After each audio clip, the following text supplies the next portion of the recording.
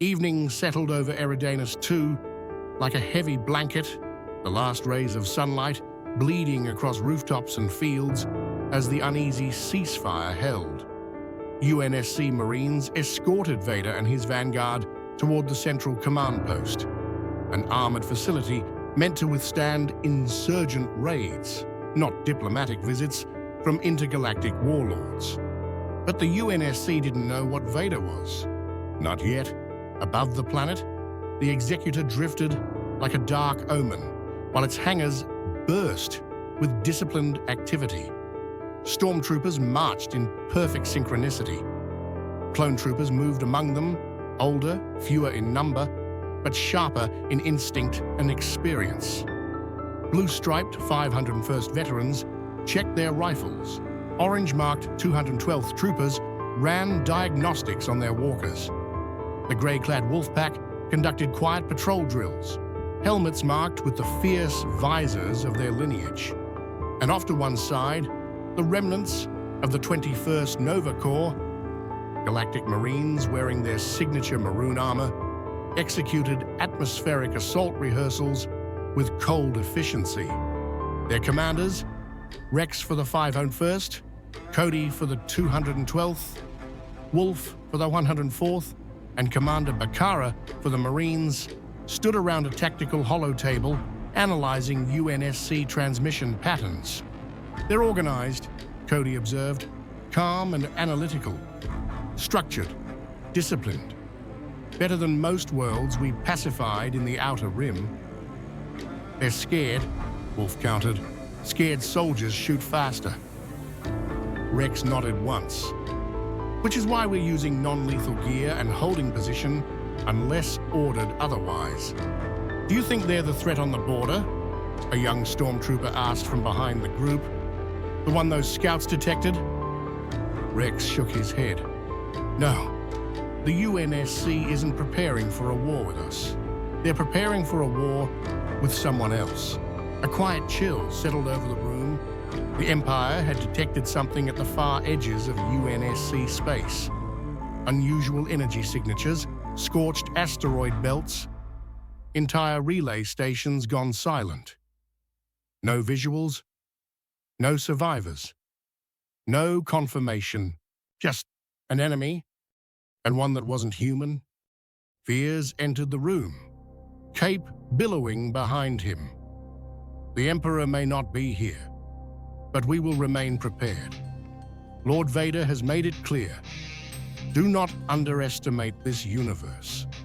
Yes, sir, the clones responded in near unison. Inferno Squad observed from the periphery, their expressions sharp as data pads, filled with intercepted UNSC chatter, scrolled in their hands. Iden Versio frowned. People are panicking planet-wide. Some think we're insurrectionists, some think we're new aliens, some think we're angels. Ask snorted. Angels, wearing white armor. If only they knew. Del Mico didn't smile. They're calling the Executor a supercarrier. They're trying to categorize us, make us fit their understanding. Sain Marana adjusted her visor display. They can't. Their tech is advanced, but not us. Arden folded her arms. Then we use that. The longer they misunderstand us, the more leverage Vader gains in negotiation. Back on the surface, Vader walked alongside the UNSC escort, his presence rippling through the command center like an unseen storm front. Even without the Force, the Marines felt something, an instinctive pressure, telling them this figure was beyond anything they had trained for. Inside the command post, UNSC officers debated wildly around a large tactical table. Some argued for immediate military action, others demanded an evacuation. A few believed the newcomers might be willing to negotiate. All stopped talking the moment Vader entered. His helmet scanned the room with quiet authority. "You seek understanding," Vader said, before anyone could speak. "So do we." The lead colonel cleared his throat. We appreciate the lack of casualties. That was intentional, Vader replied. War is inefficient, wasteful. We have traveled far from our home. We do not wish to make enemies in unfamiliar territory. A murmur passed among the UNSC officers. The colonel swallowed. Then what do you want? Information, Vader answered, about this galaxy, its threats, its needs, its alliances. Someone in the back muttered, "So they are aliens?" Vader's helm turned slightly. "We are human." That caused a stir, shocked whispers, frantic glances. Vader continued, "And we have detected a hostile power beyond your borders, one that concerns us and you." The room went still. The UNSC didn't know about the Covenant yet, but they knew something was wrong. Relay stations had gone dark. Ships had vanished. Colonies had gone silent. The colonel straightened. "You think the insurrectionists?" "No, not insurgents. Something else." Vader didn't say more. Not yet. Let them fear the unknown. Fear opened doors. Far overhead, the acolyte hovered at the edge of the system, listening through the Force to every shift, every tremor in Vader's intentions. Shadows curled around her hands as she touched the holocron again. He was already building something here, already planting seeds, already shaping alliances. She could feel it. And she knew if she didn't move soon, if she didn't destabilize his foundation early, he would become unstoppable in this universe. Down below, the boy sat by his window, clutching his wooden ship. The winds outside whispered, with distant engines and rising tensions. He didn't yet understand why his chest felt tight, why he sensed change coming. His world was expanding. His destiny is stirring, and somewhere across the stars, Vader paused mid-sentence. That faint spark brushing the edge of his awareness once again. A boy, small, young, but bright, and important, very important. Vader said nothing about it. Not yet. The story of two universes had only just begun. Eridanus II had never hosted a negotiation quite like this. The UNSC had cleared an entire wing of their regional command center, sealing it behind layers of biometric locks and marine guards who tried and failed to disguise their nerves. A whole Imperial delegation waited inside, their armor gleaming under sterile lights. Stormtroopers flanking clone troopers of the 501st, 212th, Wolfpack, and battered but unbroken remnants of the 21st Nova Corps. At their forefront stood General Maximilian Veers, rigid as durasteel, his expression carved into an immovable officer's mask. Behind them loomed the dark pillar of Darth Vader. Every guard on the UNSC side felt the gravity of him before they even saw him. An instinctive pressure like their bones were being squeezed by an unseen fist. He surveyed the room as if he owned it already, as if the negotiations were merely a technicality before inevitability. Admiral Pete and Admiral Garrick Versio stepped forward to stand beside him, the latter accompanied by the lethal stillness of Inferno Squad. Iden Versio, Hask, Scene, and Dell, each one reading the room with a predator's awareness. The negotiations had barely begun, yet the atmosphere already crackled with tension. Oni watched everything from behind a pane of one-way glass. Admiral Margaret Parangoski clasped her hands behind her back, studying Vader like she was examining an animal in a cage, one she hoped to prod, study, and eventually dissect. That armor, she murmured, the materials, the systems. Imagine the tactical... The glass fogged for half a second. Every Oni operator froze. Vader had turned his helmet towards the one-way window, as though he heard the woman's thoughts. He had. Parangoski's eyes narrowed and she stepped back, not in fear, but calculation. In the center of the room, the negotiation table stood like a battlefield's no man's land. UNSC representatives sat rigidly, trying to understand these strangers, these survivors from a different galaxy, with a military capacity that dwarfed even Earth's greatest projections. Vader remained standing.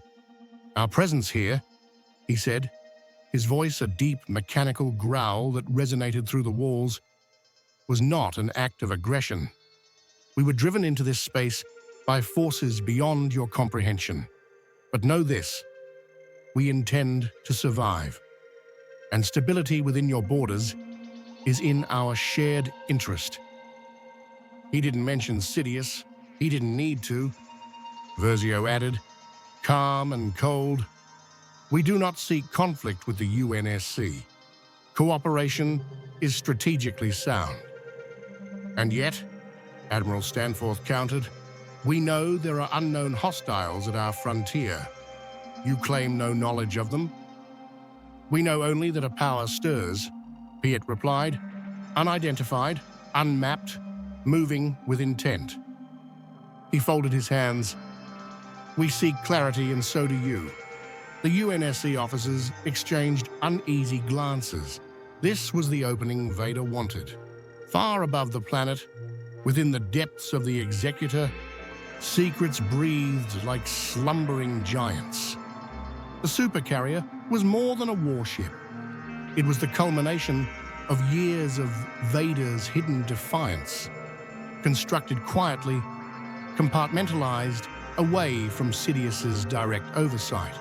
Here, buried beneath armored bulkheads and encrypted access codes, known only to Vader and a few trusted architects, 5,000 pristine Django template clones grew every year. No inhibitor chips, no Imperial loyalty conditioning, no hidden commands. Pure soldiers, pure potential. New armor models, forged with layered Beskar and exotic alloys, are designed for Vader alone. Sleeker, stronger, capable of resisting energy impacts that would tear lesser metals apart. Weapons prototypes, the beginnings of superweapons never shown to the Empire. Designs Sidious had never known existed. And deeper still, a fragment of the Starforge pulsed faintly, humming with ancient power, connected to systems so isolated that even the Executor's crew didn't know the section existed. One day it would change everything. For now, it simply waited. The acolyte moved through the halls of the UNSC command center like a whisper. No alarms. No cameras caught her face. Only the faint flicker of lights as she passed. The subtle hum of the dark side curling around her fingers. She had nearly reached the secure data core, Oni's prize vault of intelligence, when a cold chill slid down her spine. "Your timing," a voice said behind her, profound and unmistakable, "is flawed." She froze. He had found her. Again. Vader didn't ignite his saber. He didn't need to. "You seek sabotage," he continued. "You hope to weaken negotiations, to undermine my position, to impress the one who trained you." She swallowed hard, turning slowly. "I only pursue what the dark side wills." "You pursue pride," Vader corrected. His presence filled the hallway like a collapsing star. "You still believe you manipulate events, yet you stand before one who shaped galaxies." She felt it then, the impossible gulf between them. If she were a Padawan, he was a grandmaster of the darkness itself. She bowed her head, not out of loyalty, but survival. And Vader, knowing exactly how her mind twisted with ambition and fear, stepped aside. "Go," he said. "Run to those who think they can use you." She didn't understand. Not until she slipped into an Oni black site, hours later, offering knowledge, cooperation, and allegiance to the highest bidder. Oni believed they had gained a prize. They had gained a trap, exactly as Vader intended. Back at the negotiations, the UNSC officers adjourned for a recess, leaving the Imperials momentarily alone. Piet leaned in. "My lord, do you believe an alliance is truly possible?" "It is inevitable," Vader said. His tone revealed none of the calculations behind the mask. "Not today, not tomorrow, but when the threat beyond their borders awakens, they will seek our strength." "And this boy?" Versio asked with a slight curiosity. "The one you sensed?" Vader's mask tilted by a fraction, the memory of a spark in the Force, small but bright, touched the edges of his awareness. "He is important. Potentially a Force sensitive?" Veers asked quietly. "Potentially far more," Vader answered. No one spoke after that. And far away, on Eridanus II, unaware of the destiny waiting for him, the boy, a quiet, strong-willed 5-year-old, played in a dusty field with stones and sticks. Building small fortresses he always defended alone. Unseen, a breeze moved through the field, almost like something watching, waiting, preparing